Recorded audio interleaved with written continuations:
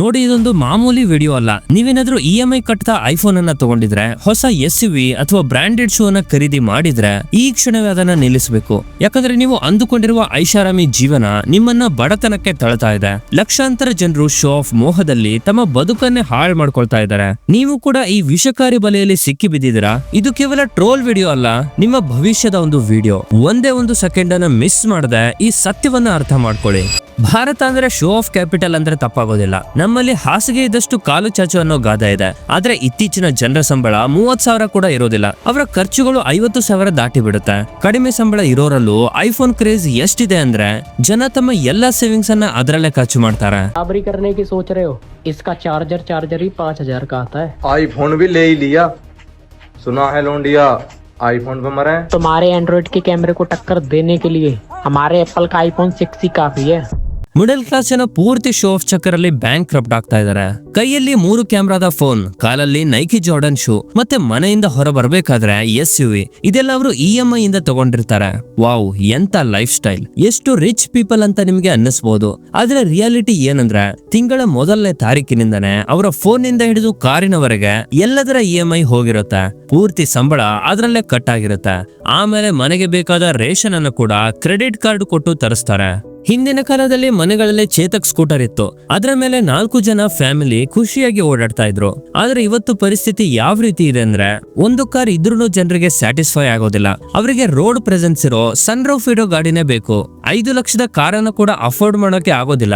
ಆದ್ರೆ ಮದುವೆ ಮಾತ್ರ ರಾಯಲ್ ಫ್ಯಾಮಿಲಿ ತರ ನಡಿಬೇಕು.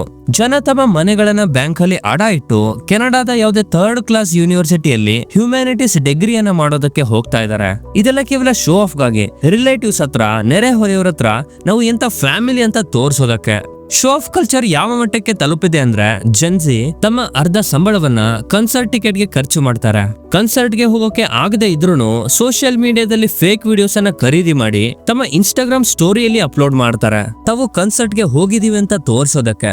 ಸಂಬಳ 20,000 ಇದ್ರೂ ಸೋಷಿಯಲ್ ಮೀಡಿಯಾದಲ್ಲಿ ಪೋಸ್ಟ್ ಮಾಡೋಕೆ ಸ್ಟಾರ್ ಬಾಕ್ಸ್ ಅಲ್ಲೇ ಕಾಫಿ ಕುಡಿತಾರೆ, ಶಾಪಿಂಗ್ ಅನ್ನ ಜಾರಾದಲ್ಲೇ ಮಾಡ್ತಾರೆ, ಮತ್ತೆ ಟ್ರಾವೆಲ್ ಅನ್ನ ಊಬರ್ ಅಲ್ಲಿ. ಇದರ ಪರಿಣಾಮ ಏನಾಗ್ತಾ ಇದೆ ಅಂದ್ರೆ, ಕಳೆದ 4 ವರ್ಷದಲ್ಲಿ ಕ್ರೆಡಿಟ್ ಕಾರ್ಡ್ ನ NPA ಅಂದ್ರೆ ನಾನ್ ಪರ್ಫಾರ್ಮಿಂಗ್ ಅಸೆಟ್ಸ್. ಇದರ ಅರ್ಥ ಯಾವ ದುಡ್ಡು ಕ್ರೆಡಿಟ್ ಕಾರ್ಡ್ ಕಂಪನಿಗೆ ವಾಪಸ್ ಬರೋದಿಲ್ವೋ ಅದು 500% ಜಾಸ್ತಿ ಆಗಿದೆ. ಈ ಶೋ ಆಫ್ ಕಲ್ಚರ್ ನಮ್ಮ ಭಾರತದ ಯುವ ಪೀಳಿಗೆಯನ್ನ ಇತಿಹಾಸದಲ್ಲೇ ಹೇಗೆ ಅತ್ಯಂತ ಬಡ ಜನರೇಷನ್ ಆಗಿ ಮಾಡ್ತಾ ಇದೆ ಅನ್ನೋದನ್ನ ಈ ವಿಡಿಯೋದಲ್ಲಿ ನೋಡೋಣ. ಈ ವಿಡಿಯೋ ತುಂಬಾನೇ ಇಂಟ್ರೆಸ್ಟಿಂಗ್ ಆಗಿರುತ್ತೆ, ಹಾಗಾಗಿ ಎಲ್ಲೂ ಸ್ಕಿಪ್ ಮಾಡದಲ್ಲೇ ಕಂಪ್ಲೀಟ್ ಆಗಿ ನೋಡಿ. ಅತ್ಯಂತ ದೊಡ್ಡ ಪ್ರಾಬ್ಲಮ್ ಏನಂದ್ರೆ, ಜನ ಶೋ ಆಫ್ ಗಾಗಿ ತಮ್ಮ ಲೈಫ್ ನ ಫೈನಾನ್ಷಿಯಲ್ ಪ್ರಯಾರಿಟೀಸ್ ಅನ್ನೇ ಮರಿತಾ ಇದ್ದಾರೆ. ಲೋನ್ ತಗೊಂಡು ಐಫೋನ್ ತಗೊಳ್ತಾ ಇದ್ದಾರೆ, SUV ನ ತಗೊಳ್ತಾರೆ, ಜೊತೆಗೆ ಸ್ನೀಕರ್ಸ್ ಅನ್ನು ಕೂಡ ಬಿಟ್ಟಿಲ್ಲ. 90ರ ದಶಕದಲ್ಲಿ ಇಂಡಿಯಾದ ಎಕಾನಮಿ ಲಿಬರಲೈಸ್ ಆಯ್ತು. ಅಂದಿನಿಂದ ಇಂಡಿಯಾದಲ್ಲಿ ಪರ್ ಕ್ಯಾಪಿಟಲ್ ಕನ್ಸಂಪ್ಷನ್ ತುಂಬಾ ಜಾಸ್ತಿನೇ ಆಗ್ತಾ ಇತ್ತು. ಇದಕ್ಕೆ 2 ಕಾರಣ ಇತ್ತು. ಒಂದು, ನಿಮ್ಮ ಇನ್ಕಮ್ ಜಾಸ್ತಿ ಆಗ್ತಾ ಇತ್ತು. ಇನ್ನೊಂದು, ಇಂಡಿಯಾದ ಮಾರ್ಕೆಟ್ ಫಾರಿನ್ ಬ್ರ್ಯಾಂಡ್ಸ್ ಗಳಿಗೆ ಓಪನ್ ಆಯ್ತು. 1996 ಈ ವಿಷಯದಲ್ಲಿ ತುಂಬಾನೇ ಇಂಪಾರ್ಟೆಂಟ್ ವರ್ಷ ಆಗಿತ್ತು. ಯಾಕಂದ್ರೆ ಆ ವರ್ಷದಲ್ಲೇ ಮ್ಯಾಕ್ಡೊನಾಲ್ಡ್ಸ್, ಡಾಮಿನೋಸ್, ಪಿಜ್ಜಾ ಹಟ್ ಈ ಎಲ್ಲಾ ರೀತಿಯ ಇಂಟರ್ನ್ಯಾಷನಲ್ ಬ್ರ್ಯಾಂಡ್ಗಳು ಭಾರತಕ್ಕೆ ಬಂದಿದ್ವು. ಇಂಡಿಯಾದ home ground cafe cafe day ಕೂಡ 1996 ಓಪನ್ ಆಗಿದ್ದು. ಇದರ ಜೊತೆಗೆ ಸ್ಯಾಮ್ಸಂಗ್, LG, ಸೋನಿ ಇಂತಹ ಕಂಪನೀಸ್ ಕೂಡ ಭಾರತಕ್ಕೆ ಇದೇ ಟೈಮ್ ಅಲ್ಲಿ ಬಂದಿತ್ತು. ಆಟೋಮೊಬೈಲ್ ಸೆಕ್ಟರ್ ಅನ್ನ ನೋಡಿದ್ರೆ ಹ್ಯುಂಡಾಯಿ, ಹೋಂಡಾ ಇಂತಹ ಬ್ರ್ಯಾಂಡ್ಸ್ ಗಳು ಕೂಡ ಭಾರತಕ್ಕೆ ಪಾಪ್ಯುಲರ್ ಆದದ್ದು ಇದೇ ಟೈಮ್ ಅಲ್ಲಿ. MTV ಇದು ಇಂಡಿಯಾದ ಯೂತ್ ಗೆ ತುಂಬಾ ಇನ್ಫ್ಲೂಯೆನ್ಸ್ ಮಾಡಿತ್ತು. ಇದು ಕೂಡ 90ರ ದಶಕದಲ್ಲೇ ಭಾರತಕ್ಕೆ ಬಂದಿದ್ದು. ಅಂದ್ರೆ ಲೈಫ್ ಸ್ಟೈಲ್ ಗೆ ಸಂಬಂಧಿಸಿದ ಎಲ್ಲಾ ವಿಷಯಗಳಲ್ಲಿ ಇಂಡಿಯಾದಲ್ಲಿ ಒಂದು ದೊಡ್ಡ ಮಾರ್ಕೆಟ್ ಓಪನ್ ಆಗುತ್ತೆ. ಮತ್ತೆ ಈ ಎಲ್ಲಾ ಬ್ರ್ಯಾಂಡ್ ಗಳು ಇಂಡಿಯಾದ ಆಸ್ಪಿರೇಷನ್ ಅನ್ನ ತುಂಬಾ ಸ್ಪೀಡ್ ಆಗಿ ಹೆಚ್ಚಿಸುತ್ತೆ. ನಮ್ಮ ಇಂಡಿಯನ್ ಕಲ್ಚರ್ ಅಲ್ಲಿ ಸ್ವಲ್ಪ ಶೋಬಾಜಿ ಮೊದಲಿಂದಾನೇ ಇತ್ತು. ಅದಕ್ಕೆ ಕೇವಲ ಒಂದು ಸ್ಕೇಲ್ ಬೇಕಾಗಿತ್ತು ಅಷ್ಟೇ. ನಿಮ್ಮ ಅಜ್ಜಿ ಅಥವಾ ಅಪ್ಪ ಅಮ್ಮನ ಕಾಲದಲ್ಲಿ ನೋಡ್ಬೋದು, ವರದಕ್ಷಿಣೆಯಲ್ಲಿ ಒಂದು ಸೈಕಲ್ ಅಥವಾ ವಾಚ್ ಸಿಕ್ಕಿದ್ರೆ ಅದು ದೊಡ್ಡ ವಿಷಯ ಆಗಿತ್ತು. ಆಮೇಲೆ ಸ್ವಲ್ಪ ಮುಂದೆ ಬಂದ್ರೆ ಸ್ಕೂಟರ್ ಅನ್ನ ವರದಕ್ಷಿಣೆಯಲ್ಲಿ ಕೊಡೋದಕ್ಕೆ ಶುರು ಮಾಡ್ತಾರೆ. ಆಗ ಅದು ತುಂಬಾ ದೊಡ್ಡ ವಿಷಯ ಅಂತ ಅನ್ಸುತ್ತೆ. ಈ ಟೈಮಲ್ಲಿ ಮದುವೆಗಳು ಸಿಂಪಲ್ ಆಗಿರ್ತಿತ್ತು. ಒಂದು ಡಿಫರೆನ್ಸ್ ಏನಾಗಿತ್ತು ಅಂದ್ರೆ, ಕೆಲವರು ಸ್ವಲ್ಪ ಜನಕ್ಕೆ ಕರೆದು ಊಟ ಹಾಕ್ತಾ ಇದ್ರೆ, ಇನ್ನು ಕೆಲವರು ಪೂರ್ತಿ ಊರನ್ನೇ ಕರೆದು ಊಟ ಹಾಕ್ತಾ ಇದ್ರು. ಆದ್ರೆ 90ರ ದಶಕದಲ್ಲಿ ಕೆಲವೊಂದು ಮೂವಿಗಳು ಬರ್ತವೆ. ಇದರಲ್ಲಿ ಮದುವೆಗಳನ್ನ ಒಂದು ಗ್ರ್ಯಾಂಡ್ ಸೆಲೆಬ್ರೇಷನ್ ರೀತಿ ತೋರಿಸ್ತಾರೆ. ಸಂಗೀತ, ಫಂಕ್ಷನ್ ಇವೆಲ್ಲವನ್ನ ತೋರಿಸ್ತಾರೆ. ಇದರಿಂದ ಪ್ರಭಾವಿತವಾದ ನಾರ್ಮಲ್ ಜನ ಕೂಡ ಇಂತಹ ದೊಡ್ಡ ದೊಡ್ಡ ಮದುವೆಗಳನ್ನ ಅರೇಂಜ್ ಮಾಡೋಕೆ ಶುರು ಮಾಡ್ತಾರೆ. ಹುಡುಗ ಹುಡುಗಿಯರು ಫಿಲಂಗಳಿಂದ ಇನ್ಸ್ಪೈರ್ ಆಗಿ ಲೆಹೆಂಗಾ ಮತ್ತೆ ಈ ರೀತಿ ದುಬಾರಿ ಬಟ್ಟೆಗಳನ್ನ ಖರೀದಿ ಮಾಡ್ತಾರೆ. ಮಾಡ್ತಾರೆ. ವರದಕ್ಷಿಣೆಯಲ್ಲಿ ಈಗ ಕಾರ್ಗಳನ್ನ ಕೊಡೋಕೆ ಶುರು ಮಾಡಿದ್ರು. ಮತ್ತೆ ಫಾರಿನ್ ಬ್ರ್ಯಾಂಡ್ಸ್ ನ ಕ್ರೇಜ್ ಎಷ್ಟು ಜಾಸ್ತಿ ಇತ್ತು ಅಂದ್ರೆ ಅದು ಬಟ್ಟೆ ಆಗ್ಲಿ ಶೂ ಆಗ್ಲಿ ಎಲ್ಲವೂ ಬ್ರಾಂಡೆಡ್ ಆಗಿರ್ತಿತ್ತು. ಮತ್ತೆ ಜನರಿಗೆ ಹಣ ಬರ್ತಾ ಬರ್ತಾ ಇಂಡಿಯಾದಲ್ಲಿ ಸ್ಟೇಟಸ್ ಗೇಮ್ ಜಾಸ್ತಿ ಆಗ್ತಾ ಹೋಯ್ತು. 2000 ಇಸ್ವಿಯಲ್ಲಿ ಜನ ಶೋ ಆಫ್ ಮಾಡೋದಕ್ಕೆ ಶುರು ಮಾಡ್ತಾರೆ. ಯಾಕಂದ್ರೆ ಅವರಿಗೆ ಈಗ ಹೊಸದಾಗಿ ಹಣ ಬರ್ತಾ ಇತ್ತು, ಮಿಡಲ್ ಕ್ಲಾಸ್ ಎಕ್ಸ್ಪ್ಯಾಂಡ್ ಆಗ್ತಾ ಇತ್ತು. ಈ ವಿಷಯ ಹಳ್ಳಿಯಿಂದ ಡೆಲ್ಲಿ ತನಕ ನೀವು ನೋಡಬಹುದಿತ್ತು. ಮತ್ತೆ ಇದನ್ನ ತುಂಬಾ ರೀತಿಯ ಫಿಲ್ಮ್ಗಳಲ್ಲೂ ತೋರಿಸಿದ್ದಾರೆ. ಇಲ್ಲಿ ಜನರಿಗೆ ಬ್ರ್ಯಾಂಡ್ಸ್ ಮತ್ತೆ ಲೋಗೋ ಮೇಲೆ ತುಂಬಾ ಪ್ರೀತಿ ಇರುತ್ತೆ. ಟಿ ಶರ್ಟ್ ಮೇಲೆ ದೊಡ್ಡದಾಗಿ ಗುಚ್ಚಿ ಅಂತ ಬರ್ದಿರುತ್ತೆ, ಶೂ ಮೇಲೆ ಅರ್ಮಾನಿ ಅಥವಾ ಅಡಿಡಾಸ್ ಅಂತ ಬರ್ದಿರುತ್ತೆ, ಸನ್ ಗ್ಲಾಸ್ ಮೇಲೆ ಪ್ರಾಡಾ ಅಂತ ಬರ್ದಿರುತ್ತೆ. ಆದ್ರೆ ನಿಮ್ಗೆ ಗೊತ್ತಾ, ಇದೆಲ್ಲವನ್ನ ಸಂಡೇ ಬಜಾರ್ ಅಲ್ಲೇ ತಗೊಂಡಿರ್ತಾರೆ. ಹೇಗೆ ನಮ್ಮ ಹಳ್ಳಿ ಜನರು ಒಂದು ಸಿಂಪಲ್ ಮತ್ತೆ ಸಾಫ್ಟ್ ಆಗಿ ಕಾಣಿಸ್ತಾರೋ ಅದೇ ರೀತಿ ನಮ್ಮ ಬೆಂಗಳೂರು ಜನ ಇದರ ಆಪೋಸಿಟ್. ಇಲ್ಲಿ ಅವರು ಎಷ್ಟು ಶ್ರೀಮಂತರು ಇರ್ತಾರೋ ಅದಕ್ಕಿಂತ 10 ಪಟ್ಟು ಜಾಸ್ತಿ ಇರೋದಕ್ಕೆ ಟ್ರೈ ಮಾಡ್ತಾರೆ. ಆದ್ರೆ ಈಗ ಇದು ಆಲ್ ಓವರ್ ಇಂಡಿಯಾದಲ್ಲಿ ಆಗ್ತಾ ಇದೆ. ಇದು ಬರೀ ಸೋಷಿಯಲ್ ಮೀಡಿಯಾದಲ್ಲಿ ಮಾತ್ರ ಅಲ್ಲ, ರಿಯಲ್ ಲೈಫ್ ಅಲ್ಲೂ ಕೂಡ ಇದೇ ರೀತಿ ಆಗ್ತಾ ಇದೆ. ಕಳೆದ 10 ವರ್ಷದಲ್ಲಿ ಇಡೀ ಇಂಡಿಯಾದಲ್ಲಿ ಇಂಟರ್ನೆಟ್ ತುಂಬಾನೇ ಜಾಸ್ತಿ ಗ್ರೋ ಆಗ್ತಾ ಇತ್ತು. ಮತ್ತೆ ಪೂರ್ತಿ ಸೋಷಿಯಲ್ ಮೀಡಿಯಾನೇ ಎಕ್ಸ್ಪ್ಲೋರ್ಡ್ ಆಗ್ತಾ ಇದೆ. ಇದರಿಂದ ಏನಾಗಿದೆ ಅಂದ್ರೆ ಈಗ ಅಫೋರ್ಡ್ ಮಾಡೋಕೆ ಆಗದೆ ಇದ್ರು ಜನ ತಮ್ಮ ಸ್ಟೇಟಸ್ ಗೇಮ್ ಅಲ್ಲಿ ಪಾರ್ಟಿಸಿಪೇಟ್ ಮಾಡ್ತಾ ಇದ್ದಾರೆ. ಒಂದು ರಿಪೋರ್ಟ್ ನ ಪ್ರಕಾರ ಟೆಕ್ ಪ್ರಾಡಕ್ಟ್ಸ್ ಗಳ ಬಗ್ಗೆ ಮಾತಾಡ್ಬೇಕಂದ್ರೆ ಪ್ರೀಮಿಯಂ ಕ್ಯಾಟಗರಿ ಫೀಚರ್ ಇರೋ ಪ್ರಾಡಕ್ಟ್ಸ್ ಇದರ ಗ್ರೋತ್ 50% ಇದೆ. ಮತ್ತೆ FMCG ಸೆಕ್ಟರ್ ಅಲ್ಲಿ ಪ್ರೀಮಿಯಂ ಪ್ರಾಡಕ್ಟ್ಸ್ ನ ಗ್ರೋತ್ ಸಾಮಾನ್ಯ ಪ್ರಾಡಕ್ಟ್ ಗಿಂತ ಡಬಲ್ ಆಗಿದೆ. ಈ ವಿಷಯವನ್ನ ನೀವು ನಿಮ್ಮ ಸುತ್ತಮುತ್ತಲೂ ನೋಟಿಸ್ ಮಾಡಿರ್ಬೋದು. ಇತ್ತೀಚೆಗೆ ಯಾರ ಕೈಯಲ್ಲಿ ನೋಡಿದ್ರು ಐಫೋನೇ ಕಾಣುತ್ತೆ. ಎಲ್ರಿಗೂ ಬ್ರಾಂಡೆಡ್ ಪ್ರಾಡಕ್ಟ್ಸ್, ಬ್ರಾಂಡೆಡ್ ಬಟ್ಟೆಗಳ ಕ್ರೇಜ್ ತುಂಬಾ ಜಾಸ್ತಿ ಆಗಿದೆ.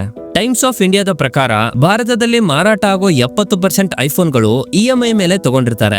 ಅಂದ್ರೆ ಪ್ರತಿ 10 ಫೋನ್ಗಳಲ್ಲಿ 7 ಫೋನ್ಗಳನ್ನ EMI ಮೇಲೆ ಮಾರಾಟ ಮಾಡ್ತಾ ಇದ್ದಾರೆ. ಇದು ಏನನ್ನ ತೋರಿಸ್ತಾ ಇದೆ ಅಂದ್ರೆ ಹೆಚ್ಚಾಗಿ ಜನ ಐಫೋನ್ ಅನ್ನ ತಗೊಳ್ತಾ ಇರೋರು ಅವರು ಆಕ್ಚುಲಿ ಅದನ್ನ ಅಫೋರ್ಡ್ ಮಾಡೋದಕ್ಕೆ ಆಗ್ಲಿಲ್ಲ ಅಂದ್ರೂ ಫೈನಾನ್ಸ್ ಮೇಲೆ ಐಫೋನ್ ಅನ್ನ ತಗೊಂಡು ಕೇವಲ ಶೋಬಾಜಿ ಮಾಡ್ತಾ ಇದ್ದಾರೆ. ಜನರಿಗೆ ಇದೊಂದು ಸ್ಟೇಟಸ್ ಸಿಂಬಲ್ ಆಗ್ಬಿಟ್ಟಿದೆ. ಇವತ್ತಿಗೂ ಸೆಕೆಂಡ್ ಹ್ಯಾಂಡ್ ಮಾರ್ಕೆಟ್ ಅಲ್ಲಿ 7 ರಿಂದ 8 ವರ್ಷದ ಐಫೋನ್ಗಳು ಮಾರಾಟ ಆಗ್ತಾ ಇದೆ. ನೀವು ನೋಟಿಸ್ ಮಾಡಿರಬಹುದು. ಇನ್ಫ್ಯಾಕ್ಟ್ ಎಷ್ಟೋ ಟೆಕ್ ಯೂಟ್ಯೂಬರ್ಸ್ ಗಳು ಕೂಡ 2025ರಲ್ಲಿ ನಿಮ್ಗೆ ಐಫೋನ್ 10 ಅನ್ನ ರೆಕಮೆಂಡ್ ಮಾಡ್ತಾ ಇದ್ದಾರೆ. ಮತ್ತೆ ಜನ ತುಂಬಾ ಇಷ್ಟಪಟ್ಟು ಈ ಹಳೆಯ ಐಫೋನ್ ಗಳನ್ನ ಖರೀದಿ ಮಾಡ್ತಾ ಇದ್ದಾರೆ. ಅದೇ ರೇಟ್ ಅಲ್ಲಿ ಅವರಿಗೆ ಒಂದು ಒಳ್ಳೆ ಆಂಡ್ರಾಯ್ಡ್ ಫೋನ್ ಸಿಗ್ಬೋದು. ಆದ್ರೆ ಜನರಿಗೆ ಫ್ಯೂಚರ್ ಮುಖ್ಯ ಅಲ್ಲ, ಅವರಿಗೆ ಬರೀ ಆಪಲ್ ಅಂತ ಕಾಣೋ ಒಂದು ಲೋಗೋ ಮುಖ್ಯ. ಅದು 10 ವರ್ಷ ಹಳೆದಾಗ್ಲಿ 20 ವರ್ಷ ಹಳೆದಾಗ್ಲಿ ಜನ ಇದಕ್ಕಾಗಿ ತಮ್ಮ ಬಡ ಅಪ್ಪ ಅಮ್ಮನನ್ನ ಫೋರ್ಸ್ ಮಾಡ್ತಾ ಇದ್ದಾರೆ.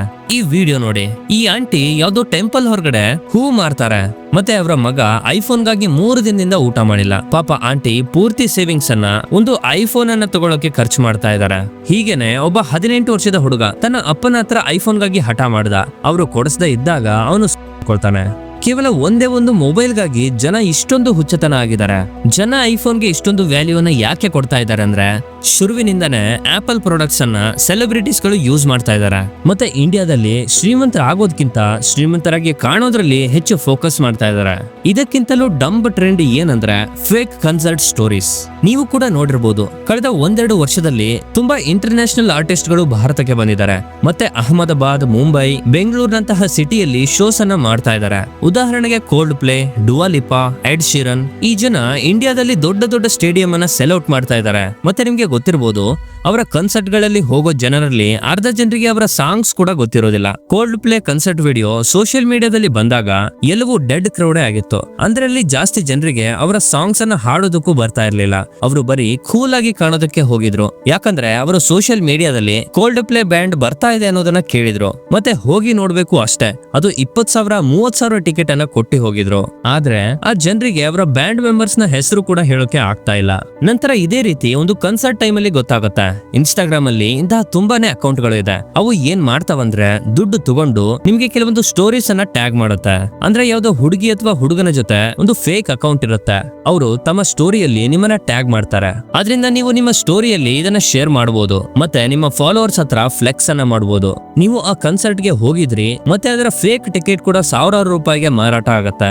ನೀವು ಪೂರ್ತಿ ವೀಕೆಂಡ್ ಮನೆಯಲ್ಲೇ ಕೂತಿರ್ತೀರಾ. ನಾನು ಕನ್ಸರ್ಟ್ ಗೆ ಹೋಗೋಕ್ ಆಗ್ಲಿಲ್ಲ ಅಂತ ಬೇಸರ ಪಟ್ಟು ಆಮೇಲೆ ದುಡ್ಡು ಕೊಟ್ಟು ಸ್ಟೋರಿಯನ್ನ ಖರೀದಿ ಮಾಡಿ ನೋಡಿ ನಾನು ದುಬಾರಿ ಕನ್ಸರ್ಟ್ ಗೆ ಹೋಗಿ ಬಂದೆ ಅಂತ ಫ್ಲೆಕ್ಸ್ ಮಾಡ್ತಾ ಇದ್ದೀರಾ. ಈ ಸರ್ವಿಸ್ ಕೇವಲ ಕನ್ಸರ್ಟ್ ಗಳಿಗೆ ಮಾತ್ರ ಅಲ್ಲ, ನಿಮ್ಗೆ ಒಂದು ಫೇಕ್ ಲೈಫ್ ಅನ್ನ ತೋರಿಸ್ಬೇಕಂದ್ರೆ ಇಂತಹ ಅಕೌಂಟ್ ಗಳು ನಿಮ್ಗೆ ಸ್ಟೋರೀಸ್ ಅಲ್ಲಿ ಟ್ಯಾಗ್ ಮಾಡ್ತವೆ. ಅದ್ರಲ್ಲಿ ನೀವು ಸ್ಟಾರ್ ಬಕ್ಸ್ ಅಲ್ಲಿ ಯಾರೋ ಹುಡುಗಿ ಜೊತೆ ಅಥವಾ ಹುಡುಗನ ಜೊತೆ ಡೇಟ್ ಗೆ ಹೋಗಿರೋ ತರ ಕಾಣಿಸುತ್ತೆ. ನಮ್ಮ ದೇಶದಲ್ಲಿ ಈ ಲೆವೆಲ್ ಗೆ ಶೋ ಆಫ್ ಅನ್ನ ಮಾಡ್ತಾ ಇದ್ದಾರೆ. ಒಂದು ಕಡೆ ಇಂತಹ ಫೇಕ್ ಸೋಷಿಯಲ್ ಮೀಡಿಯಾ ಲೈಫ್ ಅಲ್ಲಿ ಶೋ ಆಫ್ ಮಾಡ್ತಾ ಇರೋರು, ಮತ್ತೆ ಇನ್ನೊಂದು ಕಡೆ ರಿಯಲ್ ಆಗಿ ರಿಚ್ ಆಗಿದ್ರು ಸಿಂಪಲ್ ಆಗಿ ಬದುಕುವ ಕಾಂಟೆಂಟ್ ಕ್ರಿಯೇಟರ್ಸ್ ಗಳು ಕೂಡ ಇದ್ದಾರೆ. ಉದಾಹರಣೆಗೆ ನಮ್ಮ ಡಾಕ್ಟರ್ ಬ್ರೋ, ಅವರು ಇಡೀ ವಿಶ್ವವನ್ನೇ ಸುತ್ತಾಡ್ತಾರೆ, ವಿಭಿನ್ನ ದೇಶಗಳಿಗೆ ಹೋಗ್ತಾರೆ, ಮತ್ತೆ ಟ್ರಾವೆಲ್ ಮೂಲಕ ತಮ್ಮ ನಾಲೆಜ್ ಅನ್ನ ಜನರಿಗೆ ಹಂಚ್ತಾರೆ. ಅವರು ತಮ್ಮ ಕಾಂಟೆಂಟ್ ನಿಂದ ಹಣವನ್ನ ಸಂಪಾದಿಸ್ತಾರೆ. ನಿಜವಾಗ್ಲೂ ಅವರು ರಿಚ್ ಆಗಿದ್ದಾರೆ, ಆದ್ರೆ ಅವರು ಎಂದಿಗೂ ತಮ್ಮ ದುಬಾರಿ ಲೈಫ್ ಸ್ಟೈಲ್ ಅನ್ನ ಶೋ ಆಫ್ ಮಾಡೋದಿಲ್ಲ. ಅವರ ವಿಡಿಯೋಗಳಲ್ಲಿ ರಿಯಲ್ ಕಾಂಟೆಂಟ್ ಇರುತ್ತೆ ಹೊರತು ಶೋ ಆಫ್ ಇರೋದಿಲ್ಲ. ಆದ್ರೆ ಇನ್ನು ಕೆಲವರು ಕಡಿಮೆ ಗಳಿಕೆ ಇದ್ರುನು ಅಥವಾ ಇಲ್ಲದೆ ಇದ್ರುನು ಯಾವ್ದೋ ದುಬಾರಿ ಕಾರು ಬಾಡಿಗೆಗೆ ತಗೊಂಡು ದುಬಾರಿ ಬಟ್ಟೆ ಹಾಕೊಂಡು ತಾವು ತುಂಬಾನೇ ರಿಚ್ ಅಂತ ಶೋ ಆಫ್ ಮಾಡ್ತಾ ಇದ್ದಾರೆ. ಇಲ್ಲಿ ನಾವು ಗಮನಿಸಬೇಕಾದದ್ದು ಏನಂದ್ರೆ, ಹೀಗೆ ಇತ್ತೀಚೆಗೆ ನೀವು ಪ್ರೀ ವೆಡ್ಡಿಂಗ್ ಫೋಟೋ ಶೂಟ್ಸ್ ಮತ್ತೆ ವಿಡಿಯೋ ಟ್ರೆಂಡ್ ಅನ್ನ ನೋಟಿಸ್ ಮಾಡಿರಬಹುದು. ಇದಕ್ಕೂ ಕೂಡ ಜನ ಫೇಕ್ ಸೆಟ್ ಗೆ ಹೋಗಿ ವಿಡಿಯೋವನ್ನ ಮಾಡೋಕೆ ಶುರು ಮಾಡ್ತಾರೆ. ಇದರಿಂದ ತಾವು ಉದಯ್ಪುರಲ್ಲಿ ಫೋಟೋ ಶೂಟ್ ಮಾಡ್ತಾ ಇದ್ದಾರೆ ಅಂತ ಅನ್ಸುತ್ತೆ, ಅಥವಾ ಫಾರಿನ್ ಕಂಟ್ರಿಗೆ ಹೋಗಿ ಫೋಟೋ ಶೂಟ್ ಮಾಡದಂತೆ ಕಾಣಿಸುತ್ತೆ. ಆದ್ರೆ ಈ ಫೋಟೋಸ್ ಅನ್ನ ಸ್ಟುಡಿಯೋಗಳಲ್ಲಿ ಮಾಡಲಾಗುತ್ತೆ. ಹೇಗೆ ಮೂವೀಸ್ ಗಳನ್ನ ಶೂಟ್ ಮಾಡ್ತಾರೋ ಹಾಗೆ ಇಂತಹ ದುಬಾರಿ ಸ್ಟುಡಿಯೋಗಳು ಇರ್ತವೆ. ಅಲ್ಲಿ ಥೀಮ್ ಪ್ರಕಾರ ನಿಮ್ಮ ಬ್ಯಾಕ್ ಡ್ರಾಪ್ಸ್ ಇರುತ್ತೆ. ನಿಮ್ಗೆ ಯಾವ ವೈಬ್ ಬೇಕು ಅಂತ ಚೂಸ್ ಮಾಡಬಹುದು. For example European, Bali, Udaipur, Greece ಅಥವಾ ಯಾವುದೇ ಬ್ಯಾಕ್ ಡ್ರಾಪ್ ಆಗಿರ್ಬೋದು. ಮದುವೆಗಳು ಹೇಗೋ ಜನ ಲೋನ್ ತಗೊಂಡು ಮಾಡ್ತಾರೆ. ಈಗ ಒಂದು ದೊಡ್ಡ ಖರ್ಚು ಸಪರೇಟ್ ಆಗಿ ಸೇರಿಕೊಂಡಿದೆ. ಹೋಗ್ಲಿ ಬಿಡಿ, ಇದು ಮದುವೆ ಲೈಫ್ ನ ಒಂದು ದೊಡ್ಡ ಇವೆಂಟ್. ಇತ್ತೀಚೆಗೆ ಜನ ದುಡ್ಡು ಸಾಲ ತಗೊಂಡು ಟ್ರಿಪ್ಸ್ ಗೆ ಹೋಗ್ತಾ ಇದ್ದಾರೆ. ನೀವು ಕೂಡ ಸೋಷಿಯಲ್ ಮೀಡಿಯಾದಲ್ಲಿ ನೋಡಿರ್ಬೋದು, ಜನ ತುಂಬಾ ಕಡೆ ಎಲ್ಲೆಲ್ಲೋ ಅಡ್ಡಾಡ್ತಾ ಇದ್ದಾರೆ. ಇದರಿಂದ ಎಲ್ಲರಿಗೂ ಫೋಮೋ ಕ್ರಿಯೇಟ್ ಆಗ್ತಾ ಇದೆ, ಅಂದ್ರೆ ಫಿಯರ್ ಆಫ್ ಮಿಸ್ಸಿಂಗ್ ಔಟ್. ಮತ್ತೆ ಅದಕ್ಕಾಗಿ ಸಾಲ ತಗೊಂಡು ಹೋಗ್ಬೇಕು ಅಂತ ಅನ್ಸುತ್ತೆ, ಮತ್ತೆ ಜನ ಹಾಗೇನೆ ಮಾಡ್ತಾ ಇದ್ದಾರೆ. ಅದಕ್ಕೆ ನನಗನ್ಸುತ್ತೆ ಇಂಡಿಯಾದಲ್ಲಿ ಫೈನಾನ್ಷಿಯಲ್ ಲಿಟ್ರಸಿಯ ತುಂಬಾನೇ ಅಗತ್ಯತೆ ಇದೆ. ಜನ ಕ್ರೆಡಿಟ್ ಕಾರ್ಡ್ ತಗೊಳ್ತಾರೆ, ಅದರಲ್ಲಿ ಇಯರ್ಲಿ ಚಾರ್ಜಸ್ ಎಷ್ಟು ಕೊಡಬೇಕು, ಪೇಮೆಂಟ್ ಮಿಸ್ ಮಾಡಿದ್ರೆ ಇಂಟ್ರೆಸ್ಟ್ ಎಷ್ಟು ಬೀಳುತ್ತೆ, ಮತ್ತೆ ಸಿಬಿಲ್ ಸ್ಕೋರ್ ಮೇಲೆ ಯಾವ ರೀತಿ ಎಫೆಕ್ಟ್ ಆಗುತ್ತೆ ಅಂತ ಗೊತ್ತಿರೋದಿಲ್ಲ. ಇನ್ಫ್ಯಾಕ್ಟ್ ಒಂದು RBI ಡೇಟಾದ ಪ್ರಕಾರ ಕಳೆದ 1 ವರ್ಷದಲ್ಲಿ ಕ್ರೆಡಿಟ್ ಕಾರ್ಡ್ ಡಿಫಾಲ್ಟರ್ಸ್ 28% ಜಾಸ್ತಿ ಆಗಿದೆ. ಅಂದ್ರೆ ಬ್ಯಾಂಕ್ಗೆ ಮತ್ತೆ ಹಣ ಸಿಗೋದಿಲ್ಲ ಅಂತ. ಇದು ಕೂಡ 500% ಜಾಸ್ತಿ ಆಗಿದೆ. ಇದರ ಒಂದು ರೀಸನ್ ಏನಂದ್ರೆ, ಕನ್ಸ್ಯೂಮರ್ ಸ್ಪೆಂಡಿಂಗ್ ಮತ್ತೆ ಫೇಕ್ ಲೈಫ್ ಸ್ಟೈಲ್ ಅನ್ನ ತೋರಿಸೋ ಚಕ್ಕರಲ್ಲಿ ಜನ ಸ್ಪೆಂಡಿಂಗ್ ಅನ್ನ ಜಾಸ್ತಿ ಮಾಡ್ತಾ ಇದ್ದಾರೆ. ಒಳ್ಳೆ ಸಂಬಳ ತಗೊಳ್ಳೋ ಜನ ಕೂಡ ಸ್ವಲ್ಪ ದುಡ್ಡನ್ನು ಕೂಡ ಸೇವ್ ಮಾಡೋದಕ್ಕೆ ಆಗ್ತಾ ಇಲ್ಲ. ಜನರಿಗೆ ತಮ್ಮ ಸಂಬಳ ಯಾವಾಗ ಬರುತ್ತೆ ಯಾವಾಗ ಹೋಗುತ್ತೆ ಅಂತಾನೆ ಗೊತ್ತಾಗೋದಿಲ್ಲ. ನನ್ನ ಪ್ರಕಾರ ಕೆಲವು ಸ್ಟೆಪ್ಸ್ ಗಳು ಇದೆ, ಅದನ್ನ ನೀವು ಅನುಸರಿಸಿದ್ರೆ ನಿಮ್ಮನ್ನ ಫೈನಾನ್ಷಿಯಲಿ ಸೆಕ್ಯೂರ್ ಮಾಡ್ಕೋಬಹುದು. ಮೊದಲಿಗೆ ಸರ್ಕಾರ ಕನ್ಸ್ಯೂಮರ್ ಲೋನ್ಸ್ ಅನ್ನ ರೆಗ್ಯುಲೇಟ್ ಮಾಡಬೇಕು. ನಮ್ಮ ದೇಶದಲ್ಲಿ ಸ್ಮಾಲ್ ಲೋನ್ಸ್ ಈಸಿಯಾಗಿ ಸಿಕ್ಕಿಬಿಡುತ್ತೆ. ಈ ರೀತಿ ತುಂಬಾನೇ ಆಪ್ಸ್ ಇದೆ, ಅವು ನಿಮಗೆ ಲೋನ್ ಕೊಡ್ತಾನೆ ಇರುತ್ತೆ. ನಿಮಗೆ ಬೇಕಾದಾಗೆಲ್ಲ ದಿನಕ್ಕೆ 10 ಸಾರಿ ಕಾಲ್ ಮಾಡಿ ಕೇಳ್ತಾರೆ, ಸರ್ ಪರ್ಸನಲ್ ಲೋನ್ ಬೇಕಾ? ಅರೆ ಬೇಡ ಅಂದ್ರೂ ಫ್ಯೂಚರ್ ಗಾಗಿ ತಗೊಳ್ಳಿ ಅಂತ ಹೇಳ್ತಾರೆ. ಪ್ರತಿದಿನ ಇಂತಹ ಎಷ್ಟೋ ಕಂಪನೀಸ್ ಗಳ 10 ಮೆಸೇಜ್ಗಳು ಫೋನ್ಗೆ ಬರುತ್ತೆ. ಮತ್ತೆ ತುಂಬಾ ಜನ ಏನನ್ನು ನೋಡದೆ ಈ ರೀತಿ ಶೇಡಿ ಲೋನ್ಸ್ ಅನ್ನ ತಗೊಳ್ತಾರೆ, ಮತ್ತೆ ಆಮೇಲೆ ಫ್ರಾಡ್ ಇಂಟ್ರೆಸ್ಟ್ ಅನ್ನ ಹಾಕಿರ್ತಾರೆ. ಇನ್ನೊಂದನ್ನ ನೀವು ನೋಟಿಸ್ ಮಾಡಿರ್ಬೋದು, ರಿಲಯನ್ಸ್ ಡಿಜಿಟಲ್, ಕ್ರೋಮಾನ್ ಅಂತಹ ದೊಡ್ಡ ದೊಡ್ಡ ಸ್ಟೋರ್ಸ್ ಅಲ್ಲಿ ನೀವು ಹೋದ್ರೆ ನಿಮ್ಗೆ ದುಬಾರಿ ಪ್ರಾಡಕ್ಟ್ಸ್ ಅನ್ನ ಫೈನಾನ್ಸ್ ಮೇಲೆ ಕೊಡ್ತಾ ಇದ್ದಾರೆ. ನೋ ಡೌಟ್ ಈ ವಿಷಯ ತುಂಬಾ ಜನರಿಗೆ ಒಳ್ಳೇದು. ಒಂದೇ ಸಾರಿ ಪೂರ್ತಿ ಪೇಮೆಂಟ್ ಅನ್ನ ಕೊಡೋಕ್ಕಾಗಲ್ಲ, ಅವರಿಗೆ EMI ಆಪ್ಷನ್ ಸಿಗುತ್ತೆ. ಯಾರಾದ್ರೂ ಐಫೋನ್ ಅನ್ನ ತಗೊಳ್ಬೇಕಾದ್ರೆ ಅಥವಾ ಸ್ವಲ್ಪ ಡೌನ್ ಪೇಮೆಂಟ್ ಮಾಡಿ ದೊಡ್ಡ SUV ಕಾರ್ ಅನ್ನ ತಗೊಳ್ಬೇಕಾದ್ರೆ ಈ ಫೈನಾನ್ಸ್ ತುಂಬಾನೇ ಹೆಲ್ಪ್ ಆಗುತ್ತೆ. ನೋಡಿ, ಫೈನಾನ್ಸ್ ಕಂಪನೀಸ್ಗೆ ಇಂಟ್ರೆಸ್ಟ್ ಸಿಗುತ್ತೆ, ಆದ್ರೆ ಈ ವಿಷಯವನ್ನ ಕಂಟ್ರೋಲ್ ಮಾಡಕ್ಕೆ ಸರ್ಕಾರ ಕೂಡ ಒಂದು ಅಗತ್ಯವಾದ ಸ್ಟೆಪ್ಸ್ ಅನ್ನ ತಗೋಬೇಕು. ಯಾಕಂದ್ರೆ ಹೆಚ್ಚಾಗಿ ಇಂತಹ ಲೋನ್ ಡಿಫಾಲ್ಟ್ಸ್ ಆಗ್ತಾ ಇದೆ. ಇದರಿಂದ ಬ್ಯಾಂಕು ಲಾಸ್ ಆಗುತ್ತೆ, ಮತ್ತೆ ನಮ್ಮ ಭಾರತದಲ್ಲಿ NPA ಕ್ರೈಸಿಸ್ ಕೂಡ ಕ್ರಿಯೇಟ್ ಆಗುತ್ತೆ. ಇಂಡಿವಿಜುವಲ್ ಲೆವೆಲ್ ಅಲ್ಲಿ ನೀವು ಕ್ರೆಡಿಟ್ ಕಾರ್ಡ್ ಅಥವಾ ಯಾವ್ದೋ ಲೋನ್ ಅನ್ನ ತಗೊಳ್ಳೋ ಮುಂಚೆ ಅಂದ್ರೆ ಟರ್ಮ್ಸ್ ಅಂಡ್ ಕಂಡೀಷನ್ ಅನ್ನ ಚೆನ್ನಾಗಿ ಓದ್ಬೇಕು, ಅದನ್ನ ಅರ್ಥ ಮಾಡ್ಕೋಬೇಕು. ಎಷ್ಟು ಇಂಟ್ರೆಸ್ಟ್ ಅನ್ನ ಚಾರ್ಜ್ ಮಾಡ್ತಾ ಇದಾರೆ ಅಂತ ನೋಡ್ಬೇಕು. ಅದಕ್ಕಿಂತ ಮುಂಚೆ ಇದನ್ನ ಯೋಚನೆ ಮಾಡಿ, ನೀವು ಲೋನ್ ತಗೊಳ್ತಾ ಇರೋದು ಆ ವಸ್ತು ನಿಮಗೆ ನಿಜವಾಗ್ಲೂ ಬೇಕಾ, ಅಥವಾ ಯಾರೋ ಒಬ್ಬರಿಂದ ಇನ್ಫ್ಲೂಯೆನ್ಸ್ ಆಗಿ ಆ ವಸ್ತುವನ್ನ ಖರೀದಿ ಮಾಡ್ತಾ ಇದ್ದೀರಾ? ತುಂಬಾ ಜನ ಇಂಪಲ್ಸ್ ಬೈಯಿಂಗ್ ಅನ್ನ ಮಾಡ್ತಾರೆ. ಅಂದ್ರೆ ಏನೋ ಒಂದು ವಸ್ತುವನ್ನ ತಗೊಳಕ್ಕೆ ಮನ್ಸಾಯ್ತು, ಏನನ್ನು ಯೋಚನೆ ಮಾಡ್ದಲೆ ಅದನ್ನ ಆನ್ಲೈನ್ ಅಲ್ಲಿ ಆರ್ಡರ್ ಮಾಡ್ತಾರೆ. ಇದನ್ನ ತಪ್ಪಿಸೋಕೆ ಒಂದು ಟಿಪ್ ಏನಂದ್ರೆ, ನಿಮ್ಮ ಡಿಸಿಷನ್ ಅನ್ನ ಒಂದು ಸ್ವಲ್ಪ ಪೋಸ್ಟ್ ಪೋನ್ ಮಾಡಿ. ನಿಮಗೆ ನಾನು ಈ ವಸ್ತುವನ್ನ ತಗೋಬೇಕು ಅಂತ ಅನ್ಸಿದ್ರೆ ಕೆಲವು ದಿನಗಳವರೆಗೆ ಅದನ್ನ ನಿಲ್ಲಿಸಿ, ಆಮೇಲೆ ನೋಡಿ ನಿಮಗೆ ಅದನ್ನ ತಗೋಬೇಕಾ ಬೇಡವಾ ಅಂತ ಅನ್ಸುತ್ತೆ. ಇದರ ಜೊತೆಗೆ ಯಾವುದೇ ದೊಡ್ಡ ಪರ್ಚೇಸ್ಗೆ ಹೋಗ್ಬೇಕಾದ್ರೆ ಸೇಲ್ ಬರೋ ತನಕ ವೇಟ್ ಮಾಡಿ. ಹೆಚ್ಚಾಗಿ ಏನಾಗುತ್ತೆ ಅಂದ್ರೆ ನಿಮ್ಮ ಪ್ಲಾನ್ ಕ್ಯಾನ್ಸಲ್ ಆಗುತ್ತೆ, ಅಥವಾ ಅಟ್ಲೀಸ್ಟ್ ನಿಮ್ಗೆ ಒಂದು ಒಳ್ಳೆ ಡೀಲ್ ಆದ್ರೂ ಸಿಗುತ್ತೆ.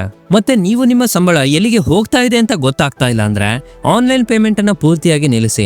ಯಾಕಂದ್ರೆ UPI ಬಂದಿರೋದ್ರಿಂದ ನಿಮ್ಮ ಪರಿಸ್ಥಿತಿ ತುಂಬಾ ಕೆಟ್ಟದಾಗಿದೆ. ಚಿಕ್ಕದರಿಂದ ಹಿಡಿದು ದೊಡ್ಡ ಪೇಮೆಂಟ್ಸ್ ಗಳು ಎಲ್ಲ ಆನ್ಲೈನ್ ಅಲ್ಲೇ ಆಗ್ತಾ ಇದೆ. ಮತ್ತೆ ಎಷ್ಟು ದುಡ್ಡು ಹೋಯ್ತು ಎಷ್ಟು ದುಡ್ಡು ಬಂತು ಅಂತ ಫೀಲ್ ಆಗೋದಿಲ್ಲ. ಒಂದು ಸಾರಿ ನೀವು ಕ್ಯಾಶ್ ದುಡ್ಡನ್ನ ಬಳಸೋಕೆ ಶುರು ಮಾಡಿದ್ರೆ ಆಗ ನಿಮ್ಗೆ ಫೀಲ್ ಆಗುತ್ತೆ, ಅರೆ ನನ್ನ ಕೈಯಿಂದ 500 ರೂಪಾಯಿ 4 ನೋಟನ್ನ ಕೊಟ್ಟಿದ್ದೀನಿ, ಈ ವಾರ ಸ್ವಲ್ಪ ಖರ್ಚನ್ನ ಕಡಿಮೆ ಮಾಡಬೇಕು. ಇದರ ಜೊತೆಗೆ ನೀವು ಗೂಗಲ್ ಶೀಟ್ ಅಲ್ಲಿ ಟ್ರ್ಯಾಕ್ ಮಾಡಬಹುದು. ಇಲ್ಲಿ ಡೇಟ್ ಹಾಕಿ ಸ್ಪೆಂಡಿಂಗ್ ಇನ್ವೆಸ್ಟಿಂಗ್ ಹಾಕಿ ಎಷ್ಟು ದುಡ್ಡು ಬಂತು, ಎಷ್ಟು ದುಡ್ಡು ಹೋಯ್ತು, ನೀವು ಎಷ್ಟನ್ನ ಯಾವ್ದ್ರ ಮೇಲೆ ಖರ್ಚು ಮಾಡಿದ್ರಿ ಅನ್ನೋದನ್ನ ನೀಟಾಗಿ ಅನಲೈಸ್ ಮಾಡಿ ಮುಂದಿನ ಸರಿ ನೀವು ಅದನ್ನ ಕಟ್ ಡೌನ್ ಮಾಡಬಹುದು. ನಾನು ಒಬ್ಬ ಆನ್ಲೈನ್ ಕ್ರಿಯೇಟರ್, ಅದಕ್ಕೆ ನಿಮಗೆ ಕೊನೆಯಲ್ಲಿ ನಾನು ಹೇಳೋ ವಿಷಯ ವಿಯರ್ಡ್ ಅನಿಸ್ಬಹುದು. ಅದು ಏನಂದ್ರೆ ಸೋಷಿಯಲ್ ಮೀಡಿಯಾ ಯೂಸ್ ಮಾಡೋದನ್ನ ಸ್ವಲ್ಪ ಕಡಿಮೆ ಮಾಡಿ. ಇವತ್ತಿನ ಟೈಮ್ ಅಲ್ಲಿ ಅರ್ಧಕ್ಕಿಂತ ಹೆಚ್ಚು ಪ್ರಾಬ್ಲಮ್ಸ್ ಸೋಷಿಯಲ್ ಮೀಡಿಯಾದಿಂದನೇ ಆಗುತ್ತೆ. ನಾವು ಇನ್ಸ್ಟಾಗ್ರಾಮ್ ಅಲ್ಲಿ ನಮ್ಮನ್ನ ಯಾರೊಬ್ಬರಿಗೆ ಕಂಪೇರ್ ಮಾಡ್ತೀವಿ. ಮತ್ತೆ ಕಂಪ್ಲೀಟ್ ಆಗಿ ಈ ಚಕ್ಕರಿಂದ ಹೊರಗೆ ಬರ್ಬೇಕಂದ್ರೆ ನೀವು ಅದನ್ನ ನಿಲ್ಲಿಸಬೇಕು. ಸ್ನೇಹಿತರೆ, ಏನಂದ್ರೆ ಎಲ್ಲರ ಗುರಿ ಬೇರೆ ಬೇರೆ ಇರುತ್ತೆ, ಎಲ್ಲರ ಸ್ಟಾರ್ಟಿಂಗ್ ಪಾಯಿಂಟ್ ಬೇರೆ ಬೇರೆ ಇರುತ್ತೆ, ಎಲ್ಲರ ಫೈನಾನ್ಷಿಯಲ್ ಬ್ಯಾಕ್ ಗ್ರೌಂಡ್ ಬೇರೆ ಬೇರೆ ಇರುತ್ತೆ. ಮತ್ತೆ ಆಕ್ಚುಲ್ ಆಗಿ ನಿಮ್ಮನ್ನ ನೀವು ಗ್ರೋ ಮಾಡಿ ಈ ಶೋ ಆಫ್ ಚಕ್ಕರಿಂದ ಹೊರಗಡೆ ಬನ್ನಿ. ಅದಕ್ಕಾಗಿ ಏನ್ ಮಾಡ್ಬೇಕಂದ್ರೆ ನೀವು ಈ ಇನ್ವೆಸ್ಟಿಂಗ್ ಮಾಡೋದು ಹೇಗೆ ಅನ್ನೋದನ್ನ ಕಲಿಬೇಕು. ಒಂದು ವೇಳೆ ನೀವು ಮಾಡ್ತಾ ಇದ್ರೆ ನಿಮಗೆ SIP ಮಾಡೋದಾ ಅಥವಾ ಲಂಸಮ್ ಮಾಡೋದಾ ಅಂತ ನಿಮಗೆ ಗೊತ್ತಾಗ್ಲಿಲ್ಲ ಅಂದ್ರೆ ನಾನು ಯೂಟ್ಯೂಬ್ ಅಲ್ಲಿ ಫುಲ್ ವಿಡಿಯೋ ಮಾಡಿದ್ದೀನಿ, ಅದು ನಿಮ್ಗೆ ಸ್ಕ್ರೀನ್ ಮೇಲೆ ಕಾಣ್ತಾ ಇದೆ, ಈಗಲೇ ಹೋಗಿ ನೋಡಿ.